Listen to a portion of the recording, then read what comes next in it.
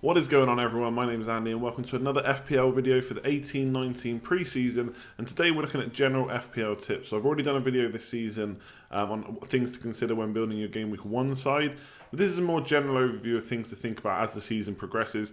Obviously this is just my opinion, it's things that I think will help get into the kind of top 10, top 20k and things like that. But obviously you're free to disagree, so let me know in the comments below once you've watched the video about what you think of these points.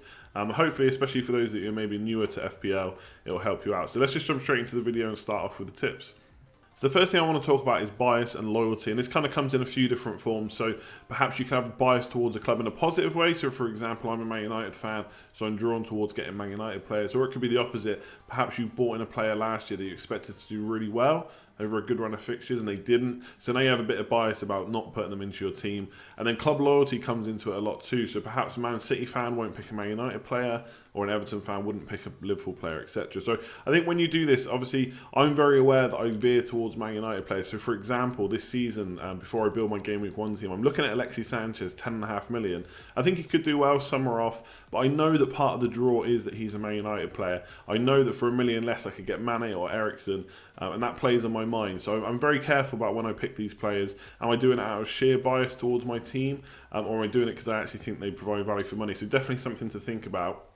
And likewise, if you pick a player and they don't do well for you, as long as you put in the thought and you had a justification for picking that player, sometimes you just get unlucky. I know a lot of people last year, for example, now they don't like Callum Wilson because they put him in and he didn't do well over a good run of fixtures. Richarlison was really good at the start of the season but really tailed off, so people have got a bias towards him now that perhaps he won't do so well. I think you have to kind of shut that out of your mind. As long as you had the right justification for making the move, don't then ignore that player the following season. And then again, for me in previous seasons, because Jamie Vardy was doing so well when he scored like 11, 12 games in a row, I just thought, no, I can't have that. Everyone else has already got his points. I don't want to get him in. He then carried that on for another 6 or 7 games afterwards, and I missed out on a lot of points. So bias is definitely something to be aware of. And club loyalty, of course, FPL is about having fun. So if fun for you is not picking the team, kind of a Spurs player because you're an Arsenal fan or whatever it might be, then fair enough. But I think you kind of limit the amount of players you've got to choose from. And obviously, you know, if you're an Everton fan, you know Liverpool are going to do well. There's no kind of two ways about it. They're going to do well this season. So you kind of limit getting the likes of Mo Salah and Mane and Firmino in your team, which could hurt your FPL team. So I would try and put bias and loyalty aside when it comes to FPL to give you the best chance of doing well. So next up I want to talk about captain choice and safe captain choice. So for me, captain shouldn't be underestimated. It can turn a bad week into a good week, or a good week into a really great week. You know, if you get the likes of Harry Kane scoring a hat-trick, that's 34 points for your team.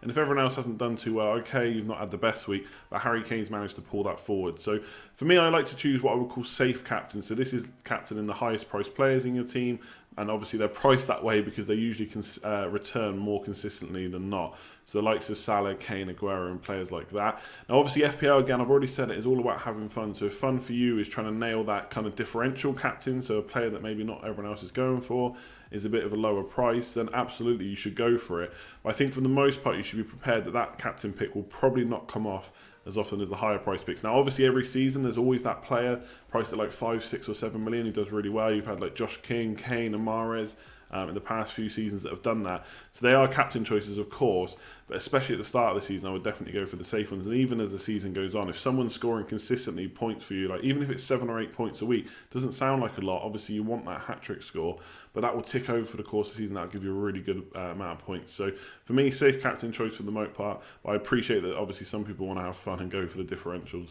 Next up, we're going to talk about chips. So you've got a few available to you. You've got 2 wild cards, one for before Christmas and one for after Christmas. This lets you change your entire team and make unlimited changes. Just be careful with it, because if you have a player in your side that you've built value on, let's say you start off the season with Mo Salah at 13 million, he then rises to 13.4, you can sell him for 13.2. If you shift him on your wild card, yes, you can bring him straight back before the deadline, but you will lose out on that value you've built on him. So be careful with that. The second one can be used after Christmas, and then the first one before Christmas, like I said. And then you've got triple captain, bench boost and free hit. Now triple captain basically gives you another score of your player. So captain choice doubles their score, triple captain triples it, of course. Bench boost lets you get all the points from the players on your bench. And then the free hit lets you change your team like a wild card, but only for 1 week. So you have your team, you use your free hit for the next game week, you get that team, and then on the following game week you get reverted back to the one before you use the free chip. So for the most part, and it does get a bit boring saying this, but you've got to save most of those chips for the end of the season around game weeks 33 and 34 when the double game weeks and blank game weeks happen. So a double game week is when a team gets 2 games in 1 week. So perhaps they've played a cup game and missed out on 1 week, and then they have to play 2 games a week. So you could potentially have like Hazard having to play Bournemouth and West Ham at home, 2 nice fixtures. And the idea is that with FPL, like with everything, you're trying to improve your odds of doing well. So yes, of course, Mo Salah, for example, scored 4 goals and got an assist in 1 game week last year. So that was the best score of the whole season. So if you'd use your triple captain that week, then your quid's in. But for the most part, you'd expect them to get more points when they've got 2 game weeks to play. So most players who do well will save those chips to the end of the season. So you're looking at free hit, triple captain and bench boost in the second half of the season, around game weeks 30 onwards.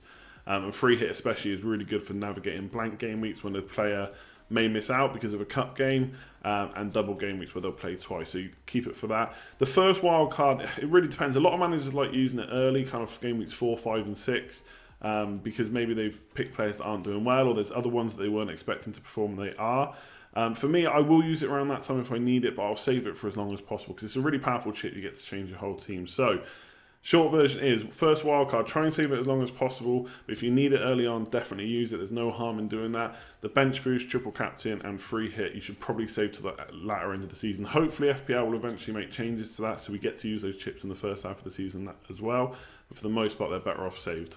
So hits are one of my favourite topics in FPL to discuss because it kind of splits managers down the line. A lot of people like Marmite either love it or they hate it. I'm somewhere in the middle. I don't mind Marmite, but I won't have it unless I absolutely have to. So for hits, basically it's a cost of 4 points off your total score to bring in an extra player each week. So you can make 1 free transfer every week, 2 if you've saved 1. And then if you want to make an additional one, it costs 4 points every time. So you can make as many as you want, but it's going to cost you 4 points every time after the first 1 or 2, depending on whether you save them. Now, most top managers will say don't use too many hits, and I think that's fair enough. A lot of it comes into patience, which we're going to come on to in a minute.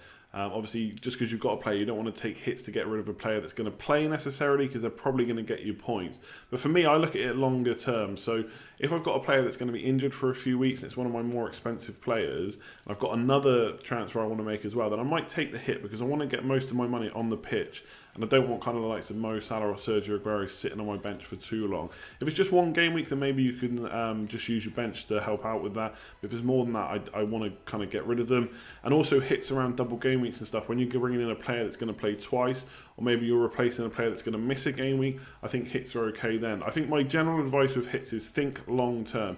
If you're bringing in a player and then you want to take a hit just to bring in another one for maybe 1 or 2 weeks, and then you're going to want to take them out again, I don't think generally that's worth it, because if you think about it, if you bring in a striker for a hit, so it's going to cost you 4 points, if they score 1 goal, you've basically broken even. You need 2 goals or maybe a goal and assist to make your money back. Now that's fine if you're going to bring that player in for a good few weeks. They got a good few weeks to then make those points back. But if it's just for 1 or 2 weeks, it's a lot harder to do that. So I would try and limit hits where you can. If it gets you the players you absolutely need, and you're going to get that player in for a long time and keep him for a good few weeks, and I think it's fine to take hits where needed. I definitely will. And last up, we're going to talk about patience. I think this is one thing that FPL managers absolutely need to do well. And it comes in 2 forms again. So the first part of patience I'll talk about is if you've got a top player and they've not done well for kind of 1 or 2 game weeks, try and stick with them. If you can see that they're playing well and they're just getting unlucky, have a bit of patience that they'll be able to turn it around. This is not always the case, but generally the higher price players at that price, for a reason, they consistently score points. So even if they go 1, 2 or 3 game weeks without doing well, if you've got the likes of Mane and then he's got a good set of fixtures coming up, then you probably want to look at keeping him because he will turn it around eventually. Now, obviously, that doesn't always happen as part of FPL. You need to predict these things. But more often than not, you'll see a player get taken out by a manager and they'll regret it in a couple of weeks because they would have turned it around. Like I say, they're that kind of price for a reason. And the other thing to talk about with patience is basically having the patience to make your moves as late as possible. So I'm a fan of waiting until the end of the week, kind of Saturday morning, Friday evening, before I make my decision. And there's loads of reasons for that. It could be that a manager says in a press conference that X player is ill, and perhaps that's either who you were looking at bringing in, or perhaps it's someone in your team. So let's say, for example, I've decided that actually I want to take out Mane for Eriksen. And then to turn around and the Everton manager tells me that Richarlison is injured, or he's got a knock in training, or he's ill and he's going to miss out a few game weeks, then perhaps I want to take him out instead, and I'll just keep Mane in the hope that he'll return me some points. But I've got that information then that I need to get rid of Richarlison. So it could be injuries, position changes, anything that the manager says, any kind of knocks and things like that. So I'm a big fan of waiting until the end of the week. I know a lot of people don't like doing that because they want to build team value, and obviously as player prices go up during the week, maximum 0.3, you could miss out on some price changes which will hurt your overall squad value come the end of the season. But to be honest, I personally don't really pay attention too much to price rises. Yes, it's nice if you know a player's not going to play any more games that week, and they've only got training. Yes, it's unlikely they'll get injured. You could bring a player in to get that 0.1, 0.2 rise.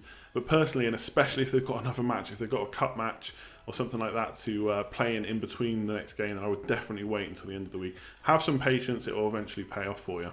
So that's it for today's video. Thanks as always for tuning in. Hopefully that was in some way helpful for you. Let me know what you thought about this video in the comment section below, and let me know what your top tips are. If you enjoyed the video, give it a thumbs up. A like on the video is always appreciated. And subscribe if you're new around here. Hit the bell so that you're notified when my next video goes live and when my live streams are. Next live stream will be 9 PM UK time on Thursday, the day before the Game Week 1 deadline this week. And also, obviously, the transfer deadline will have passed. There's going to be loads of information, loads of stuff to talk about.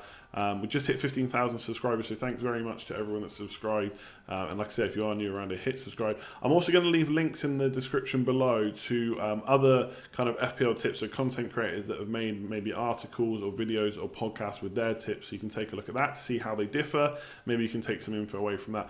I just wanted to go through 5 today. There's obviously other stuff to consider.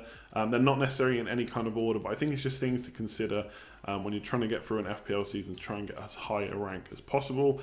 Otherwise, I'll leave the video there. Like, comment, share, subscribe, all that good stuff, and I'll catch you next time. Thanks for watching.